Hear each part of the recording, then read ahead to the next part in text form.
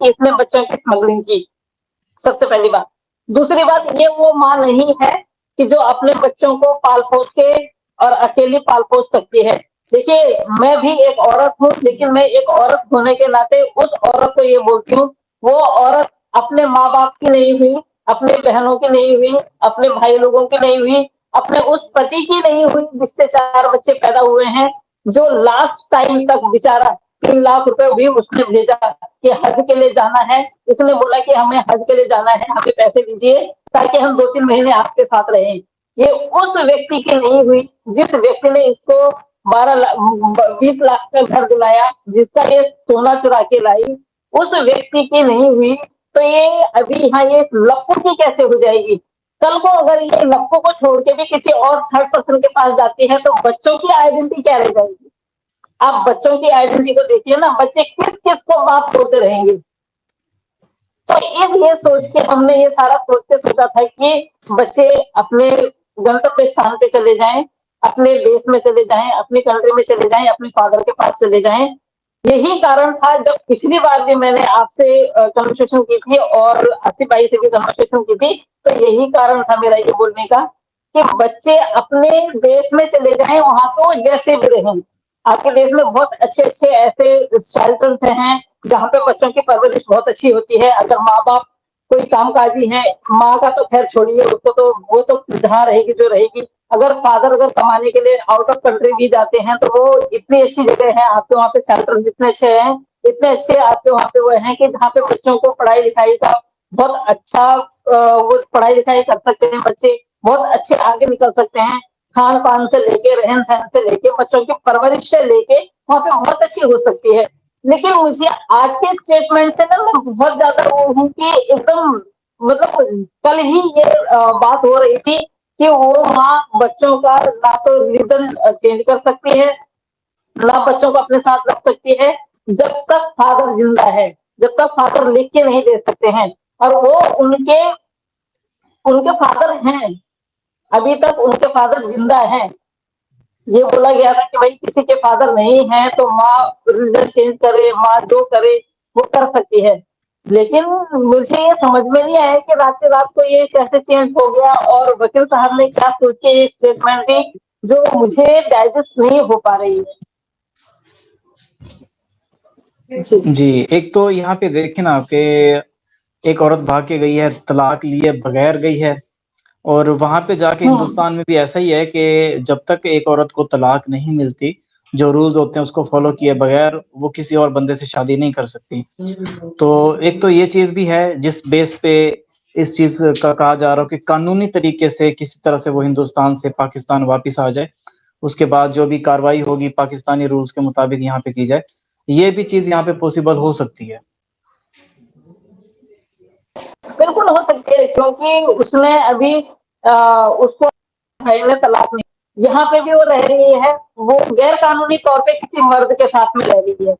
क्योंकि हमारे जो रिलीजन में है कि उसको शादी नहीं मानते हैं और ये शादी इन्होंने करी ही नहीं है। जब ये वहाँ पे थे क्या बोलते हैं नेपाल में गए तो इन्होंने एक कमरे में बंद कमरे में उन्होंने एक दूसरे को माला डाली, सिंदूर भरा, तो उसको शादी नहीं माना जाता है। उनके कोई सो कॉल गुरु आए थे जिनकी ऑडियो रिकॉर्डिंग भी आपने सुनी होगी। वो सो कॉल गुरु भी वो एपी सिंह का कोई पिट्ठू रहा होगा, उसने किस तरह से बोला है मुझे समझ में नहीं आया। अगर आप गुरु हैं तो आप उस तरह से बात कीजिए ना, अगर आप इतना सब कुछ जानते हैं तो आप ये जानिए ना कि बिना तलाक के कोई औरत किसी और दूसरे मर्द से कैसे शादी कर सकती है। ये हमारे हिंदू धर्म में भी है। जब तक महिला किसी पुरुष को तलाक नहीं देती है, कोई पुरुष किसी महिला को तलाक नहीं देता है, तो वो औरत किसी पुरुष के साथ में या पुरुष किसी औरत के साथ में नहीं रह सकता है, वो गैर कानूनी है। तो ये चीजें मुझे समझ में नहीं आई है, तो इसलिए मैंने थोड़ा सा आपसे भी बात करना चाहा। और मैं बार बार उन वीडियो को देख रही हूँ कि कुछ टाइम पहले वकील साहब की वीडियो आई है, उस वीडियो में वकील साहब ने जो स्टेटमेंट दी है, कुछ टाइम बाद फिर हैदर भाई की वीडियो आई है जिसमें हैदर भाई एकदम अग्रेसिव हो रखे हैं और वो उसी तरह की भाषा का प्रयोग कर रहे हैं जो वो शुरू से करते हुए आ रहे हैं, जो वो शुरू से करते हुए आ रहे हैं सीमा हैदर के लिए। तो मुझे नहीं लगता है कि ये स्टेटमेंट डाइजेस्ट होने वाली है। और उन लोगों को डाइजेस्ट होगी जो लोग उनको सपोर्ट कर रहे होंगे। और मैं ये गलत चीज को सपोर्ट नहीं करती हूँ, क्योंकि मुझे पता है कि लॉ क्या है। मैं भी, हम लोग भी लॉ को फॉलो करते हैं, लेकिन ये लॉ नहीं है। कल को अगर अभी आप लोग बहुत अच्छी तरह से, मैंने हैदर भाई, मैंने बहुत सारी वीडियोस में भी बोला है कि आप लोगों की तरफ से तो बहुत सारे केस बनते हैं सीमा हैदर पे। आप लोग तो बहुत सारे केस कर सकते हैं। कहाँ है, कहाँ है वो कागज जहाँ पे आप लोगों ने सीमा हैदर को नोटिस भेजा है, या सीमा हैदर को, या फिर आपने लप्पू को नोटिस भेजा है, या फिर आपने उनको नोटिस भेजा है, क्या बोलते हैं, एपी सिंह जी को। तो वो सारी चीजें आपको करना पड़ेगा ना। आपने बोला पहले पहले आपने बोला मैं 3 तारीख को हम यहाँ से चलेंगे, 4 तारीख को हम इंडिया पहुंचेंगे। ठीक है, मैं मानती हूँ, कोई बात नहीं है। बहुत सारी सिचुएशन ऐसे आ जाती है कि नहीं हो पाता है। फिर आपने बोला कि हम 8 और 9 को, आज 10 तारीख हो गई है, अभी तक आप कागज दिखा रहे हैं उस पे, मीडिया पे। लेकिन आप इंडिया आने में क्यों देर कर रहे हैं? जितनी आप लेट करेंगे, बच्चे इतने लेट मिलेंगे। बच्चों का आपको पता है बच्चों का कितना नुकसान हो रहा है, बच्चे स्कूल नहीं जा रहे हैं, बच्चे इतना कंजेस्टेड में रह रहे हैं, यहाँ बीमारियां इतनी सारी हैं, और बच्चे 2 रूम में, उनके खुद के, उनकी जो सीमा हैदर जहाँ गई हुई है, जो सचिन की भाभी जी हैं, उनका खुद का उनका प्रसव होना है, उनका बेबी होना है। और मुझे तो नहीं लगता है कि सीमा हैदर प्रेग्नेंट है। जिस तरीके से उनके घर में लास्ट संडे को डॉक्टर डॉक्टर आए थे, मे भी उसको, उन्होंने, हो सकता है बेबी अबॉर्ट करवा दिया हो, नहीं करवाया हो, उसके लिए मैं श्योर नहीं हूँ। बट मैं चाहूंगी कि जब डिपोर्ट हो या उससे पहले उसका एक चेकअप करवा लेना चाहिए, और एक टेस्ट करवा लेना चाहिए कि क्या ये सच में प्रेग्नेंट थी, या इन्होंने बेबी अबॉर्ट करवा लिया। इस चीज के लिए तो मैं भी बोलूंगी कि इस चीज के लिए वकील साहब को एक एप्लीकेशन डालना चाहिए। इस चीज के लिए वकील साहब को एप्लीकेशन डालना चाहिए कि क्या सच में ये प्रेग्नेंट थी। जिस तरह से उसने लाइव आके बोला था कि मेरी जेठानी का भी बच्चा होने वाला है, और हमारा भी होने वाला है, लड़की होगी तो हम क्या नाम रखेंगे, लड़का होगा तो हम क्या नाम रखेंगे। तो मैं वकील साहब से बोलना चाहूंगी कि वकील साहब, आपको इस चीज पे काम करना चाहिए आपको। और देर हो जाती है उसके लिए कोई बात नहीं है, आप 15 तारीख को आइए, 20 तारीख को आइए, लेकिन जो आप जो कार्रवाई कर रहे हैं, उस कार्रवाई के बीच में आपने जो आज स्टेटमेंट दी है, वो कहीं ना कहीं डाइजेस्ट नहीं हो रही है। इस वजह से मेरे को ये लाइव सेशन करना पड़ा आपके साथ। जी, जी। जी, इसी चीज़ के ऊपर हैदर भाई की तरफ से कोई ना कोई स्टेटमेंट देखने को मिल ही जाएगी, क्योंकि अभी फ़िलहाल स्टेटमेंट आई है वकील साहब की तरफ से, और कानूनी पेचीदगियाँ हैं, कुछ इस तरह से बताया गया था वकील साहब की तरफ से, हैदर भाई के वकील की तरफ से, कि हम पूरी कोशिश कर रहे हैं कि तमाम मामलात जल्द अज़ जल्द पूरे हो जाएँ, और इस्लामाबाद जाके वो हिंदुस्तान एम्बेसी भी जाएँगे, और जितनी भी डॉक्यूमेंटेशन है वो वहाँ पे करेंगे।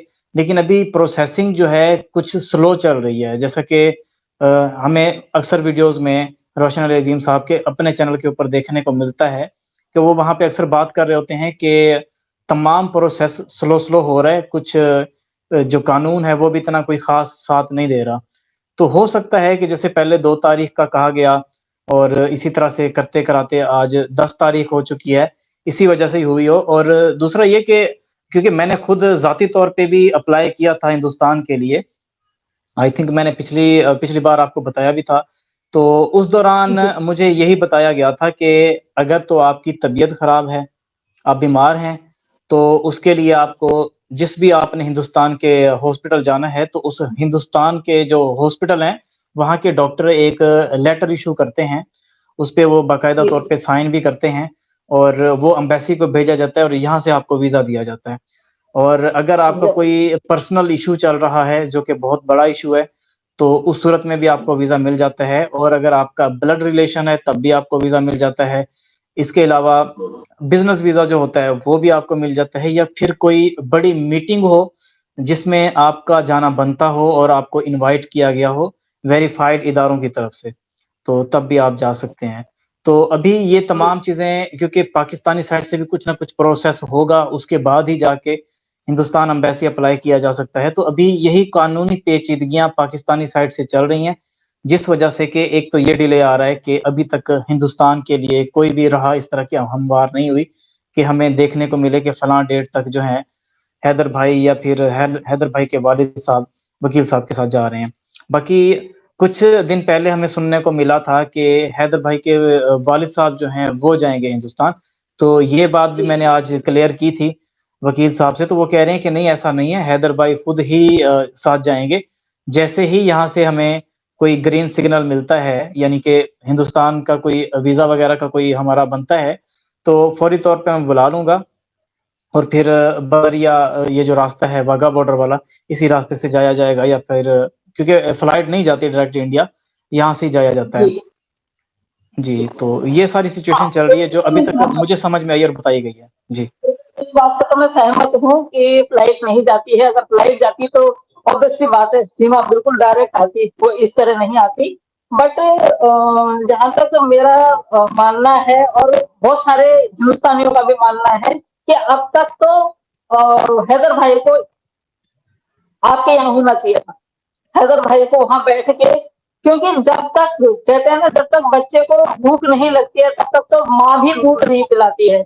अगर हैदर भाई को इतनी चाह है और इतनी जल्दी है अपने बच्चों की, तो उनको तो वकील साहब को कब का बोल देना चाहिए था। और वकील साहब जो क्लेरिफिकेशन दे रहे हैं कि जब उनकी जरूरत पड़ेगी, वकील साहब उनकी जरूरत है, आप ऐसा क्यों नहीं समझ रहे हैं? उनकी ज़रूरत है, जब वो आएँगे, वो पेपर बनाएँगे, वो वीज़े के लिए अप्लाई करेंगे, आप करेंगे, तभी जाके तो वीज़ा मिलेगा ना, तभी तो अप्लाई होगा।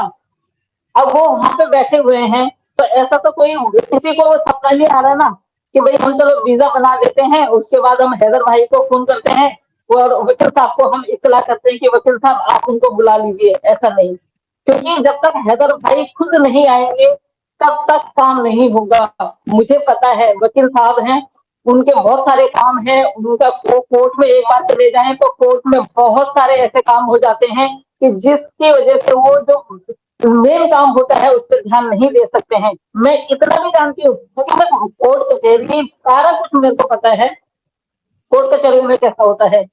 तो मैं उनको भी ये नहीं बोलूँगी, लेकिन जो स्टेटमेंट उनकी आई है, उस स्टेटमेंट से मैं थोड़ा-सा डिसअपॉइंट हूँ। बाकी मैं उनके काम से कोई मेरे को कोई प्रॉब्लम नहीं है, काम जिस हिसाब से वो कर रहे हैं, हो रहा है, धीरे हो रहा है। लेकिन जो आज उनकी स्टेटमेंट आई है, उससे डिसअपॉइंटेड हूँ और बहुत सारे लोग डिसअपॉइंटेड हैं, जिनके मेरे पास मैसेज आए हैं, वॉइस मैसेज आए हैं, लिखित में आए हैं, उन्होंने मुझे वीडियो शेयर की है।